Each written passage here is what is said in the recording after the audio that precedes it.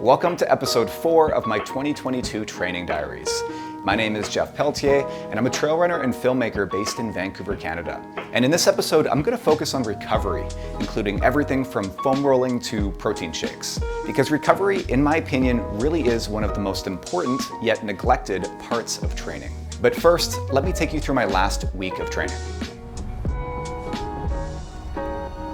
This past Monday was a rest day as usual, so I treated myself to a massage. This is something I plan on doing on a monthly basis throughout this season, and I always try to schedule one for just before or shortly after a big event.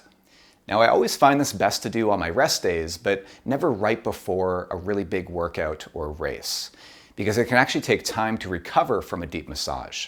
You may also find, though, that you're just too sensitive immediately after a really big effort. So make sure to give yourself at least a couple of days following a big race. So as you can probably see, massage is something that you want to build into your calendar, as opposed to something that you kind of just decide to do willy-nilly. And besides, good RMTs tend to book up a few weeks in advance anyway, so it's a good idea to get those appointments scheduled well in advance. Tuesday, I joined my regular Tuesday night run crew for an easy 90 minutes on the trails.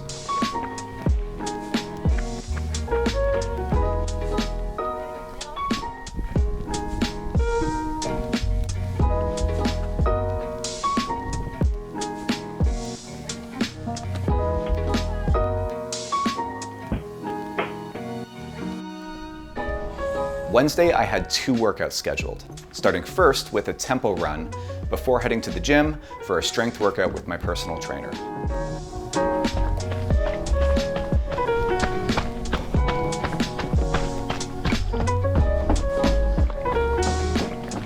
The run workout was pretty straightforward. I started with a 15-minute warm-up on the trails before hitting a section of pavement for 2 meaty sets of 15 minutes at tempo or zone 3 effort. Okay, here we go. With 7 minutes of easy running in between. This was followed by a 15-minute or so cool down on my way back to the car. Recovery really should begin the minute that a run is over, and it starts with nutrition. You need to refill the tank. Protein is of course important to help with muscle repair, but equally important are carbohydrates. Your body's glycogen stores will have been used as fuel, so carbs are needed to help replenish them. And studies have shown that consuming both carbs and protein after exercise can help to maximize protein and glycogen synthesis. I typically take a protein shake immediately after a hard workout. Audrey and I have tried a bunch of different brands over the years, but lately we've been using one called Ultragen that we find really effective. And of course, electrolytes are important not just during a run, but throughout the day. And for this, Audrey and I both really love Noon tablets, which come in a variety of flavors and formulations.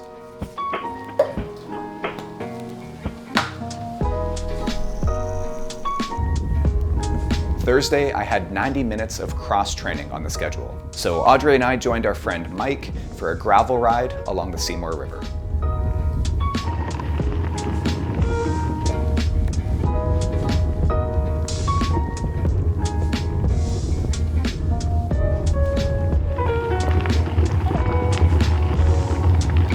Friday was my second strength session with my trainer, but no running on the schedule. Something I was thankful for, given that I was still feeling a little fatigued from my tempo run on Wednesday.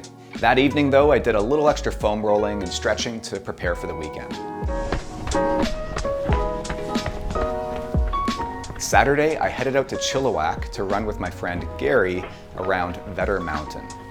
I got a preview of the course for a new race that Gary's putting on in May called Conquer the Vetter, which involves running, biking, and paddleboarding that Audrey and I will be jumping into just for fun.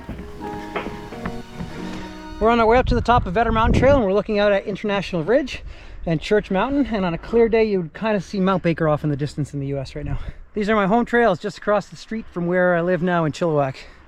So I'm taking Jeff on a nice trail tour of the local area.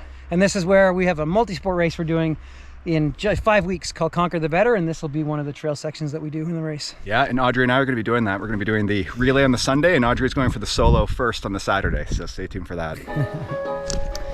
We ended up running a little longer than I'd scheduled, closer to 4 hours, but we also didn't cover nearly as much distance as I normally would, given how hilly and technical some of the route was.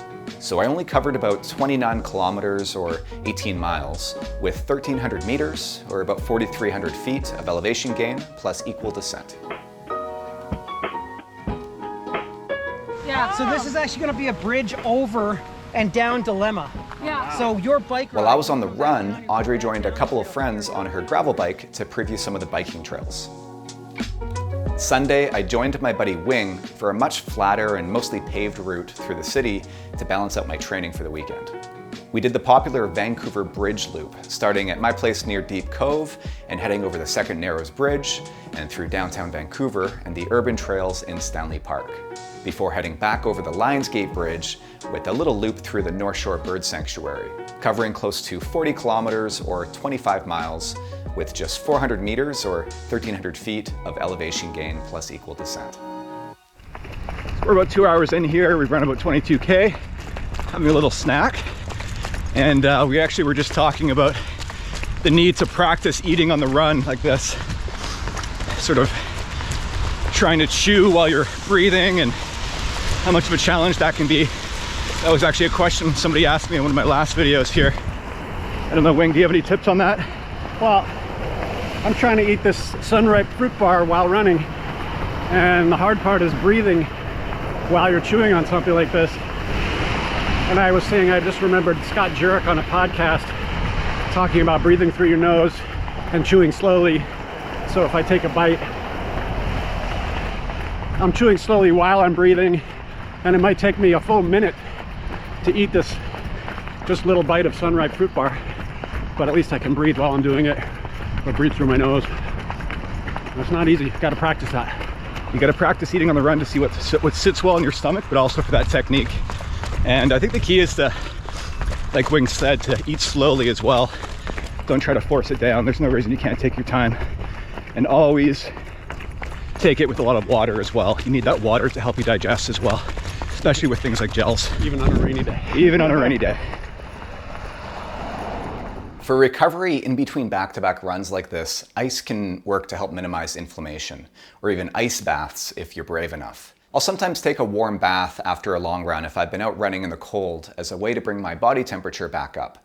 But studies seem to indicate that you should wait at least a little while after a big workout for any swelling or inflammation to first subside. Heat helps to expand the blood vessels and encourages blood flow, which is great for long-term recovery. But as I mentioned before, sometimes cold is actually what you want immediately after a run to help reduce any initial inflammation. So if in doubt, save the heat for your recovery days. You can also use a warm shower or a bath to warm up your muscles immediately before a workout, followed by some light foam rolling and stretching. So last week I ran just over 89 kilometers or 55 miles with 2,300 meters of elevation gain or roughly 7,500 feet plus equal descent. Now let's talk more about those rest days. I've had a lot of questions about this over the past few weeks. Now, first of all, a rest day doesn't mean you should be just sitting around all day. The idea is simply to replace your regular higher intensity workouts with lower intensity activities. So think of it more as a chance for some active recovery where you're letting your body recover while keeping it moving by walking or maybe doing some yoga and some active stretching. But at the same time, I'd caution anyone from thinking of a rest day as a chance for a bunch of cross training. There's a time and a place for that in your schedule as well. Rest days give your body a chance to lower its levels of cortisol and adrenaline. They also give you a chance to replenish your body's glycogen levels, which can take up to 24 hours.